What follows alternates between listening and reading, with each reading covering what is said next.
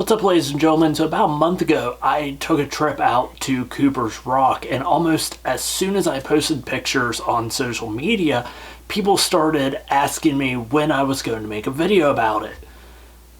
Because that was my plan all along. It wasn't.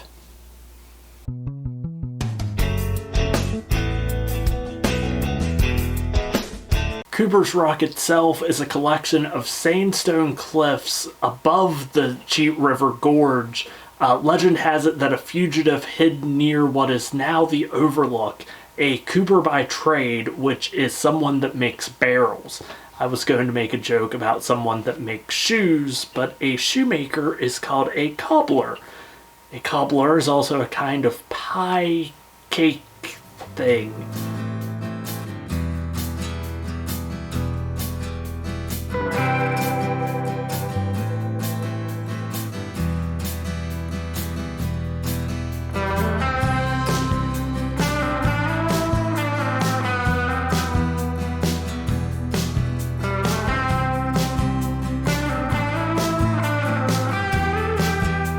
So during my trip over there, I was really taking in a lot of the colors of fall, the oranges and the reds. And then once I got up onto the observation deck and started looking around, I became aware that there was a lot more greens that I was seeing. And it wasn't until later on in the day that I became aware that most of the green trees I was seeing were actually just evergreen trees. But I couldn't tell from the observation deck.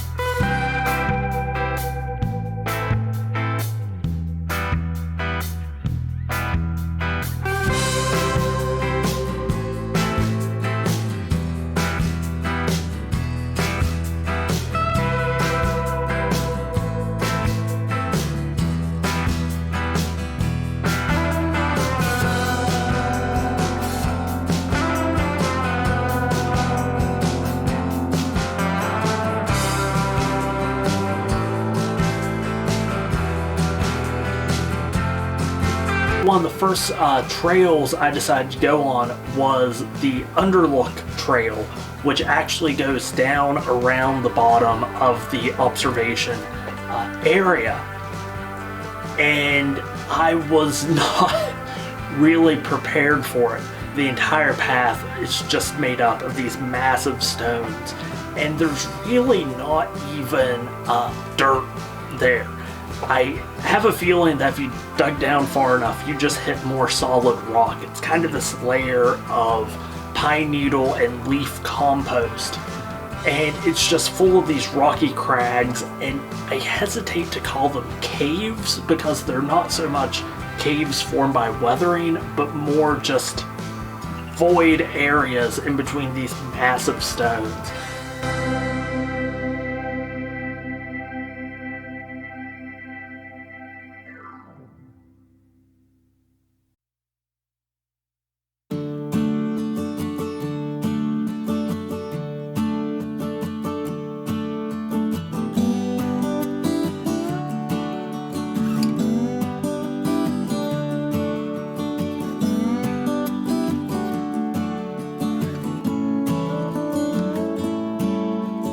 Usually when I think of rock formations like this, I think more of the eastern and southeastern part of the state. I don't associate rock formations like this with north central West Virginia at all. It was just absolutely fascinating to see some of these trees that were, really showing their resiliency and ability to survive on basically solid rock almost. But the trees don't really grow down, their roots kind of just sprawl out.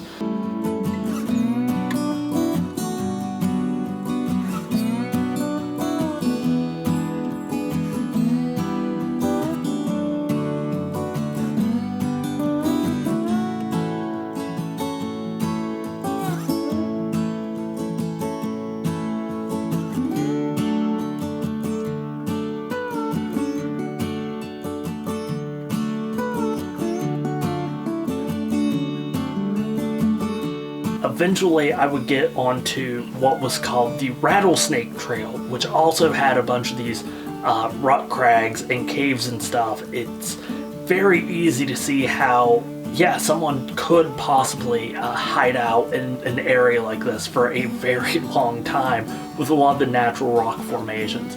And I did kind of go back into a couple of them that were big enough for me to actually fit in.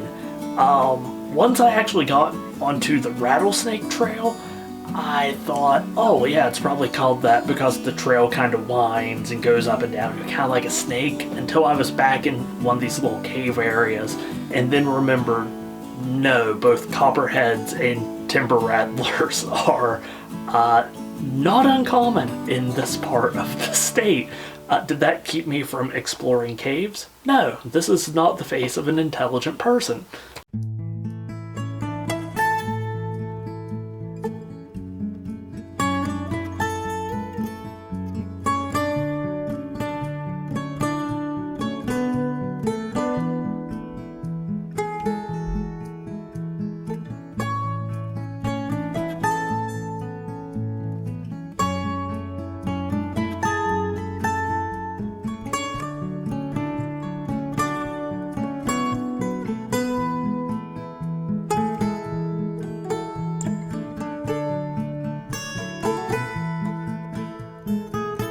A lot of these pictures don't really do justice for just how massive some of these rock formations are. While you're on these trails, you're going in between some of these rocks that are 2-3 times taller than you in these little narrow areas. It also didn't help any that I was wearing Nikes. The time before this, when I wore Nikes on the banks of the Cheat River, they were stolen at a wedding. Actually happened. Fun fact. There you go.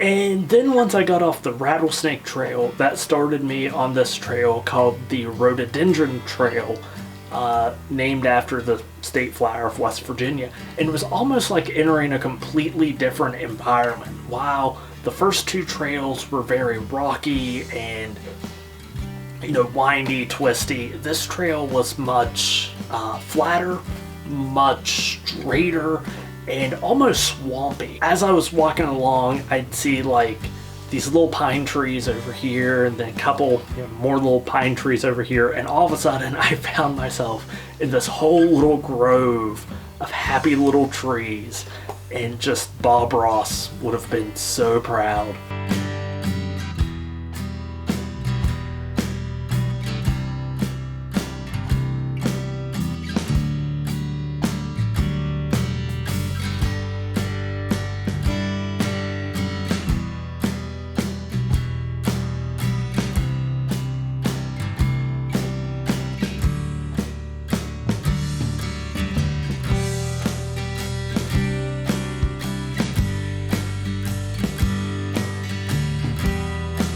As you come to the end of the Rhododendron Trail, almost out of nowhere, you come across this huge brick structure, which is actually the Henry Clay iron furnace.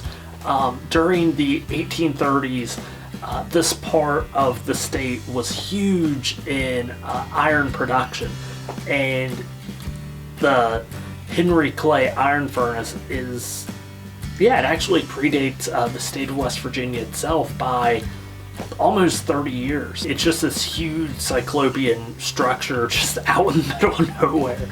It kind of snuck up on me.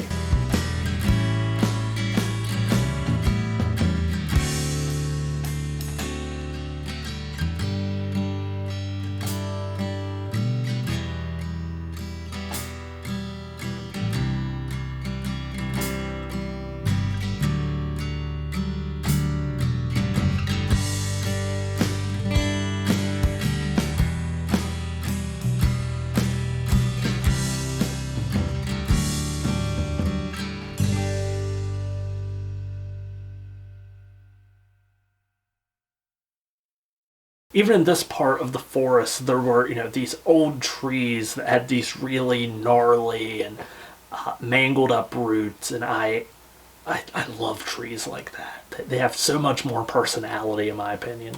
I kind of came out of this valley and was more up on, kind of these ridges that remind me a lot more of some of the ridges and forest in the Ohio River Valley. And it was a lot more, what I relate to that part of the state.